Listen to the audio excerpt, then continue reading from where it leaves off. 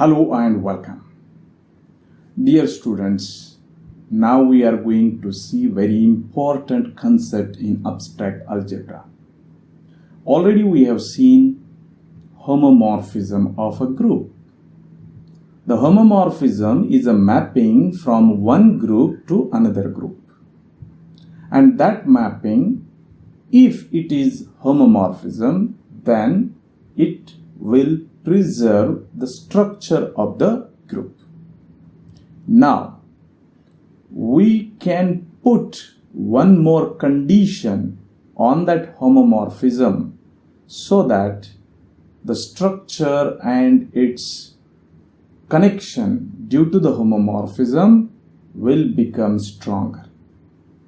What is that condition? And when we put that condition on the homomorphism, then the new concept will come out, and that concept is called as isomorphism. So it is a fism, that is a homomorphism, and now we are going to see isomorphism of the group. So now I am very excited, rather you are very excited to know what is isomorphism. Is any connection of this isomorphism with the previous concept homomorphism? And the answer is yes. Homomorphism is the basic ingredient to define the isomorphism. So in the definition of isomorphism, we have to take homomorphism first, and we will put some extra conditions on that homomorphism so that that homomorphism will become an isomorphism. But curiosity to know why we are studying this concept isomorphism, that is a very interesting question. And if you understand the beauty of isomorphism, then really you can enjoy the study of abstract algebra. Do you want to know what is isomorphism and what is its use in algebra? Okay, let me explain. I would like to explain that suppose I'm writing one word, and the word is what? Word is fruit.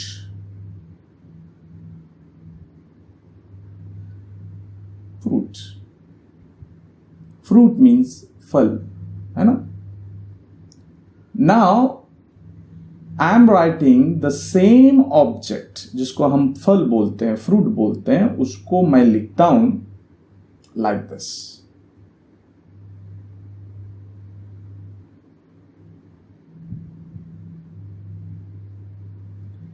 या इसी object को, ये मैंने हिंदी में लिखा है, अगर हम इसको मराठी में लिखते हैं तो उसको बोलते हैं फळ.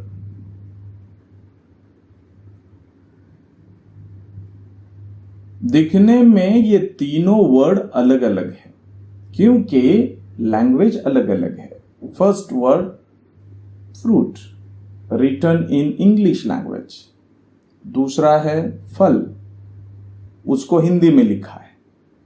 और तीसरा है फळ, जिसको मैंने मराठी में लिखा है. इन तीनों शब्दों में से आप किसी भी शब्द का इस्तेमाल कीजिए, समझ में तो यही आएगा कि वो एक फल है. मतलब चीज एक ही है, लेकिन उसको अलग अलग भाषाओं में, अलग अलग स्क्रिप्ट में, अलग अलग अल्फाबेट्स में लिखा जा सकता है. और वो अलग अलग दिखने में अलग अलग होंगे, but that represents the same thing, that is called as a fruit. तो आइसोमॉर्फिज्म में क्या होता है कि जब हम दो ग्रुप लेते हैं, तो एक ग्रुप का नाम है जी और दूसरा ग्रुप है जी बार.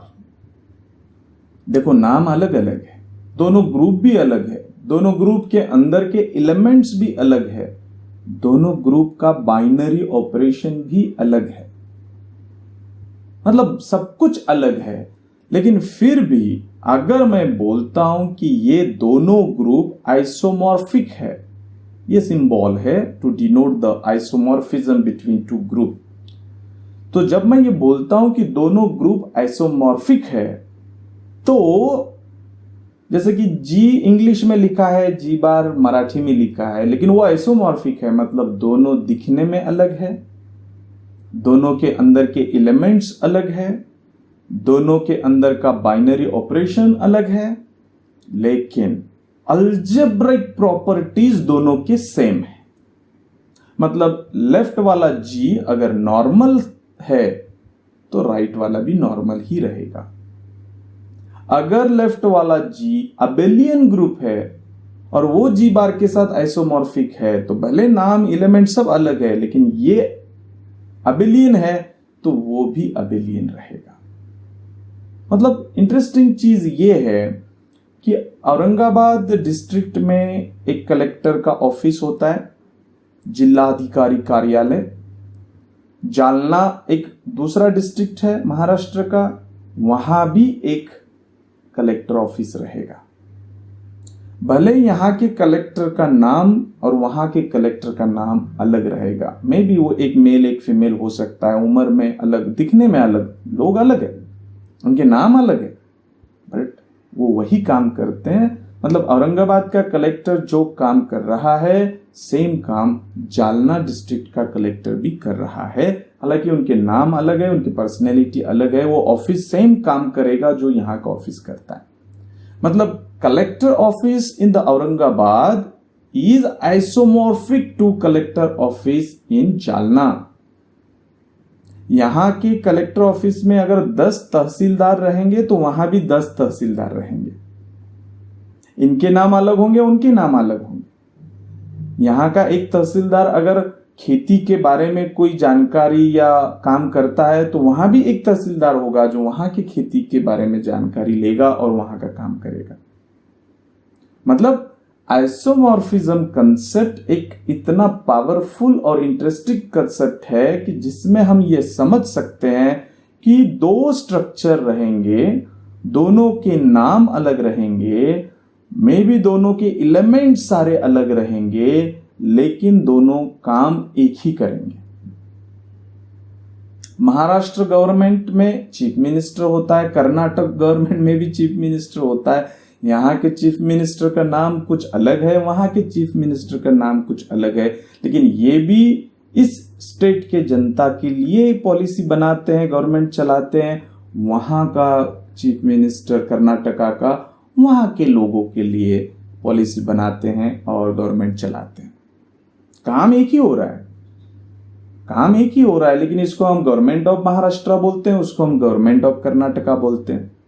यहाँ के चीफ मिनिस्टर का नाम माननीय उद्धव ठाकरे है, वहां के चीफ मिनिस्टर का नाम माननीय येदियुरप्पा है। वहां भी होम मिनिस्टर रहेगा स्टेट का, यहाँ भी होम मिनिस्टर रहेगा। वहां का home minister law and order को हैंडल करेगा, यहाँ का भी होम मिनिस्टर महाराष्ट्र की लॉ एंड ऑर्डर को हैंडल करेगा। काम सेम कर रहे हैं, उनके नाम अलग है, व्यक्ति अलग है, लेकिन काम सेम हो रहा है। तो इसका मतलब Maharashtra government isomorphic to Karnataka government. तो ये कॉन्सेप्ट अलजेब्रा में आइसोमॉर्फिज्म की वजह से आता है, समझे। Now how we can define the isomorphism. तो आइसोमॉर्फिज्म को डिफाइन करने के लिए आपको चाहिए homomorphism. Homomorphism is joining two groups. एक ग्रुप को आप नाम जी दीजिए, दूसरे ग्रुप को नाम आप आपकी मर्जी दूसरा दीजिए, ताकि वो दोनों अलग है। एक भी ले सकते हो आप, अलग भी ले सकते हो, ठीक है। तो अब होमोमॉर्फिज्म पे which condition we have to impose so that homomorphism will become an isomorphism।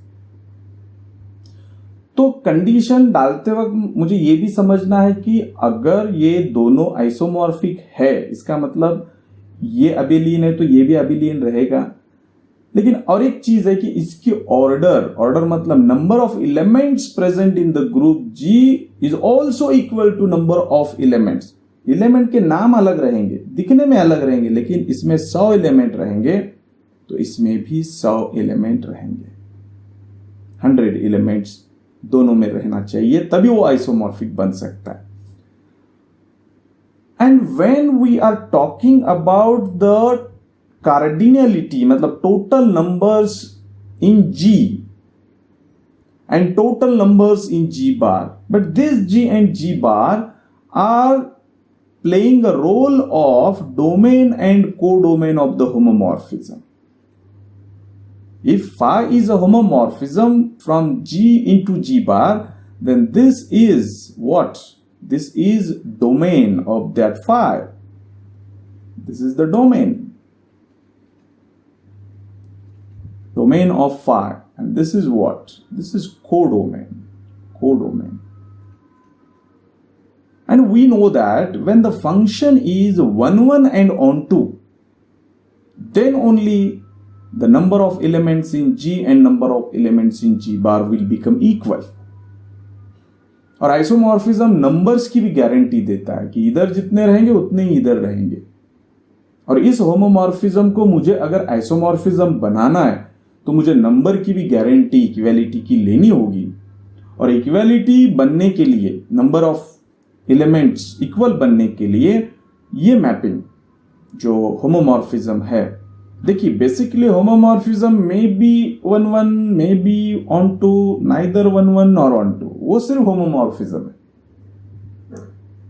But if we want to make that homomorphism as an isomorphism, then we have to take care of number of elements in the domain is equal to number of elements in the codomain. And this will happen only when that mapping phi is 1 1 and onto. And that's why we are putting extra condition on homomorphism, that is that mapping must be 1 1 and onto. Then that homomorphism with that extra condition will become isomorphism. It's quite interesting. But sir, a little bit question maybe you can arise that what is 1 1? Oh, that is the basic question. You don't know what is 1 1? I will explain. A mapping is said to be 1 1. So suppose a phi is a mapping from A to B. Instead of G and G bar, I am taking general sets A to B, and is said to be 1 1 if. What is the understanding of 1 1? 1 1 का meaning होता है कि ये जो set A है, जो phi का domain है ना, डोमेन है, उस सेट का हम पिक्चर ऐसे निकालते हैं जिसमें एलिमेंट्स है। You can consider any elements. Now I am considering only 3 elements. So it is A, this is B, and this is C. These are the elements of the set A. Now this is a domain of the phi. That means phi can consider the action of phi on the elements of the domain. मतलब वो domain का element लेगा, कौन? Phi. अब लेगा मतलब जिसको हम ऐसे लिखते हैं, फाई ऑफ ए, मतलब फाई ने ए को लिया, उसका आंसर आएगा, कुछ ना कुछ आएगा। Phi of B, phi of C, इसका भी आंसर कुछ आएगा। Now the answer of these A, B, C under the function phi, that is called as the image of A under phi, और वो रहेगा इधर कोडोमेन में। तो ये हम निकालते हैं B, this is B। Now ये जो A phi के अंदर जाएगा और phi उसका आंसर प्रोसेस करेगा और उसको इमेज देगा इधर। तो मान लीजिए phi ऑफ A का आंसर x है, तो यहां x हो जाएगा phi of A। phi of B का आंसर y है, तो ये y हो जाएगा। phi ऑफ C का आंसर z है। Now I am calling this is y and this is z. ठीक है, ये तो मैपिंग हो गया। अब कभी कभार मैपिंग में ऐसा होता है कि ए का आंसर भी एक्स है, बी का आंसर भी एक्स है, सी का आंसर भी एक्स है, हो सकता है। तो ए का आंसर, अब यहां देखिए, ए का आंसर एक्स है, तो वो एक्स बाकी किसी का आंसर नहीं बन रहा है, मतलब एक को एक, इधर के एक एलिमेंट को उधर का एक एलिमेंट मैप हो रहा है। अगर आप दूसरी डायग्राम निकालते हैं, मान लीजिए इधर ए बी सी है और इधर ओनली एक ही एलिमेंट को मैप हो रहा है, ए का आंसर भी एक्स आ रहा है, फाई ऑफ बी का आंसर भी एक्स आ रहा है, ये भी आंसर एक्स आ रहा है। तो इसका क्या मतलब हो गया? ये तो हो गया 3 को 1, 3 को 1, many element giving one answer. So that this is not 1-1. 1-1 is it has meaning in their word.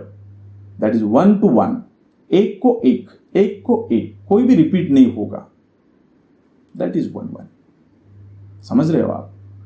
लेकिन यहां पर अगर बी में एक डब्ल्यू भी है, 4 एलिमेंट है, तो 1-1 का मतलब होता है एक को एक, एक को एक, एक को एक। तो यहां डब्ल्यू बचा बेचारा, डब्ल्यू किसी की इमेज नहीं बन रहा है क्योंकि इधर के एलिमेंट खत्म हो गए। तो ये ऐसे ही पड़ा हुआ है बी में है। W will not become image of any element of the domain. तो ये 1-1 है, लेकिन ये ऑन टू नहीं है। अब ऑन टू क्या करता है कि 1-1 it gives guarantee of all the elements of the domain which is having unique images, only one images, 1-to-1 images in the domain, codomain, sorry. लेकिन यहां पर ये 1-1 तो है, लेकिन W बच गया, वो किसी का इमेज नहीं है। तो ये फंक्शन 1-1 है, ये डायग्राम जो मैं दिखा रहा हूं that is 1-1, but it is not onto. Onto अगर है, इसका मतलब कोडोमेन का हर एलिमेंट इधर के किसी न किसी का इमेज रहना चाहिए। अब ये देखिए, कोडोमेन में एक ही एलिमेंट है, दैट इज एक्स। तो ये एक्स ए का प्री इमेज है, ए का इमेज है, बी का इमेज है, सी का इमेज है। और कोडोमेन में बचा कोई दूसरा एलिमेंट तो है नहीं, मतलब कोडोमेन का हर एलिमेंट, यहां तो एक ही है, हर एलिमेंट इमेज है किसी न किसी की। तो ये ऑन टू हो गया, ये 1-1 हो गया। ये 1-1 नहीं है, दिस इज नॉट 1-1, ये not 1-1 and this is not onto. लेकिन मैं जब बात 1-1 की कर रहा हूं, मतलब इधर एक को एक, एक को एक, एक को एक हो गया, और मैं ऑन टू भी बोल रहा हूं, मतलब इधर कोई बचेगा नहीं। मतलब डोमेन में जितने एलिमेंट है वो एक को एक, एक को एक कोडोमेन में चले गए 1-1 के हिसाब से। और मैं ऑन टू भी बोल रहा हूं मैपिंग, मतलब कोडोमेन में हर एलिमेंट इमेज बन रहा है, मतलब कोई खाली बचा नहीं है। तो इसका मतलब क्या होता है पता है? इसका मतलब ये तो तभी पॉसिबल है जब कोडोमेन में जितने एलिमेंट रहेंगे उतने ही एलिमेंट डोमेन में रहेंगे। And that's why to sure the number of elements in the domain and codomain we have to put restriction on the mapping, that the mapping must be 1-1 as well as onto. इससे हमारा एक काम आसान हो जाता है। When we call this mapping is 1-1 and onto, then that condition will give you surety of number of elements in the domain is equal to number of elements in the codomain. And that's why Now our definition is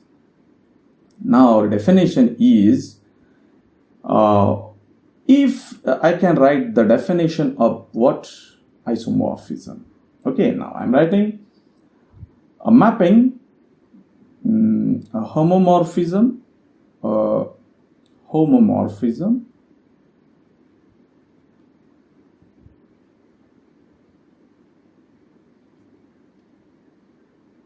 from group G into G bar is said to be isomorphism. So isomorphism is the advanced version of homomorphism, we can say isomorphism. If homomorphism, उसको नाम देते हैं phi, from group G into G bar is said to be isomorphism if phi is 1 1 and onto. ये दो word आप अलग अलग भी लिख सकते हो या इन दोनों वर्ड को कंबाइन करके आप एक ही वर्ड लिख सकते हो 1 to 1. 1 to 1 means it is 1 1 as well as onto. So this is the definition of isomorphism. So what is your understanding related to this isomorphism? Isomorphism is a mapping from one group to another group, which is homomorphism. Number 1, homomorphism. Number 2, it is 1 1. Number 3, it is onto. So when I speak about isomorphism, then your brain can recognize if any function is, I'm calling it is isomorphism, then it preserves 3 conditions. One is that mapping must be homomorphism, that mapping must be 1 1, that mapping must be onto. This is a new concept. Okay. So suppose I am giving one mapping from G to G bar. I have given its a definition and I am asking show that it is isomorphism. Then what you should do? You have the definition. How to show isomorphism? So first of all, you show that mapping is homomorphism. You know how to show homomorphism. Prove it. Then to show that it is 1 1. How to show 1 1? I will explain later on. Then prove that the mapping, given mapping is onto. How to prove onto? That will also explain. I will explain later on. So once you prove 3 conditions, homomorphism, 1 1, onto, then that mapping will become isomorphism. Okay. Now we'll see next concept, that is equivalence relation. What is that? Actually, to define the isomorphism or homomorphism, we need 2 objects. One will become domain of the mapping and another will become codomain of the mapping. Right? And that relation between these 2 objects, the mapping is isomorphism. Suppose phi is a mapping from this G to G bar. Is isomorphism.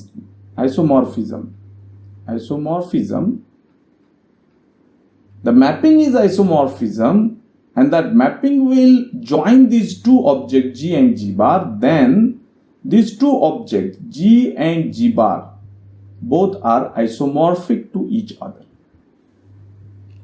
So now another thing is, if you want to show that 2 different groups are isomorphic to each other, then what you want to do?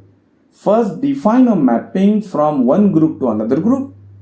Define first, then prove that it should be homomorphism, then prove that it should be 1 1, then prove that it should be onto. Then that mapping from G to G bar will become isomorphism. And once you got at least one isomorphism between 2 groups, then these 2 groups are called as isomorphic to each other. Getting my point? So that means isomorphism is a relation between 2 structures, 2 groups, G and G bar are isomorphic. That means G and G bar are related to each other. They have relation and their relation is isomorphism.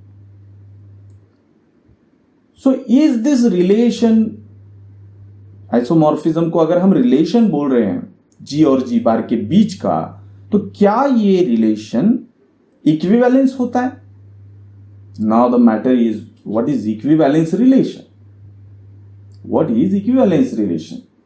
तो तो equivalence relation का मतलब होता है कि क्या वो relation जिसको हम आइसोमॉर्फिज्म बोल रहे हैं, क्या वो रिलेशन जी और खुद जी के साथ वैलिड रहेगा।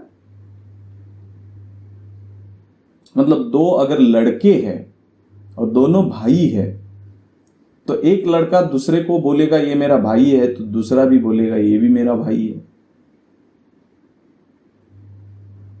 राइट। ये तो सिमेट्री हो गया। I want to explain this is खुद के साथ क्या आइसोमॉर्फिक रहेगा वो, क्या वो रिलेशन को मेंटेन करेगा खुद के साथ इटसेल्फ।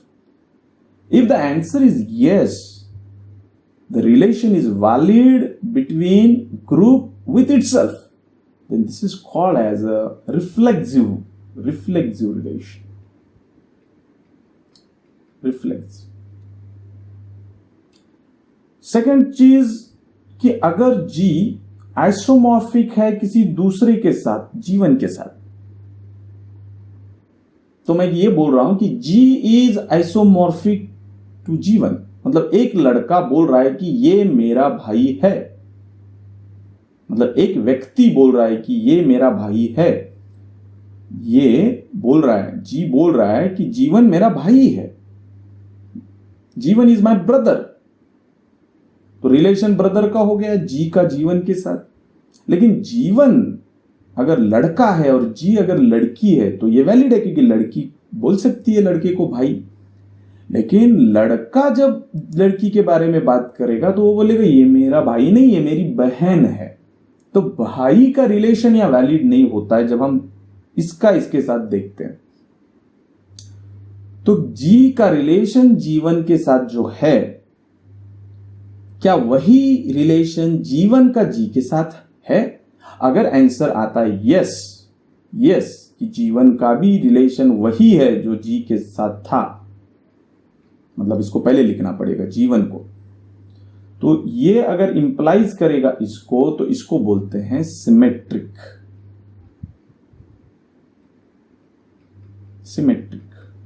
मतलब जो जी का रिलेशन जीवन के साथ है वही रिलेशन जीवन का भी जी के साथ है। ऐसा होगा तो हम बोलेंगे कि ये सिमेट्रिक रिलेशन है। और तीसरा है very important, that is called as, अगर जीवन एक ग्रुप है वो आइसोमॉर्फिक रिलेशन रखता है G2 के साथ, और ये जो G2 है वो अपना आइसोमॉर्फिक रिलेशन किसी तीसरे के साथ रख रहा है। मतलब जीवन रिलेशन में है G2 के साथ, G2 किसी तीसरे के साथ है, तो क्या ये सेम रिलेशन जीवन का और G3 का बन पाएगा? बन भी सकता है, नहीं भी बन सकता। लेकिन अगर बन गया देन इसको बोलते हैं ट्रांजिटिव। तो किसी भी रिलेशन में ये तीनों चीजें होनी चाहिए। अगर ये तीनों चीजें वैलिड होती है, सेटिस्फाई होती है in any relation, then that relation is called as an equivalence relation. तो रिलेशन यहां पर मैं आइसोमॉर्फिज्म को एज अ रिलेशन कंसिडर कर रहा हूं। तो क्या आइसोमॉर्फिज्म नाम का रिलेशन इक्विवेलेंस होता है? जवाब या तो एस में आएगा या तो नो में आएगा। और जवाब एस में आने के लिए उस रिलेशन ने इन तीनों कंडीशंस को फुलफिल करना जरूरी। So if anybody ask, see whether the isomorphic relation is whether equivalence or not, and you want to show that whether it is equivalence or not, तो आपको चेक करना होगा कि क्या वो आइसोमॉर्फिज्म रिफ्लेक्सिव है, क्या वो आइसोमॉर्फिज्म सिमेट्रिक है, क्या वो आइसोमॉर्फिज्म ट्रांजिटिव को सेटिस्फाई करता है या नहीं करता है। अगर वो रिलेशन आइसोमॉर्फिज्म का ये तीनों रिफ्लेक्सिव, सिमेट्रिक एंड ट्रांजिटिव को फुलफिल करेगा तो आप उस रिलेशन को इक्विवेलेंस रिलेशन बोलेंगे। इन तीनों में से किसी को भी वो रिजेक्ट करेगा, सेटिस्फाई नहीं करेगा किसी एक को भी, तो आप बोलेंगे कि that relation is not equivalence relation. समझ में आया? तो अब ये समझ में आ गया आपके, तो चलिए फिर देख ही लेते हैं कि आइसोमॉर्फिज्म रिलेशन ग्रुप के बीच का क्या इक्विवेलेंस रहता है क्या नहीं रहता है. So that's why we are now with this theorem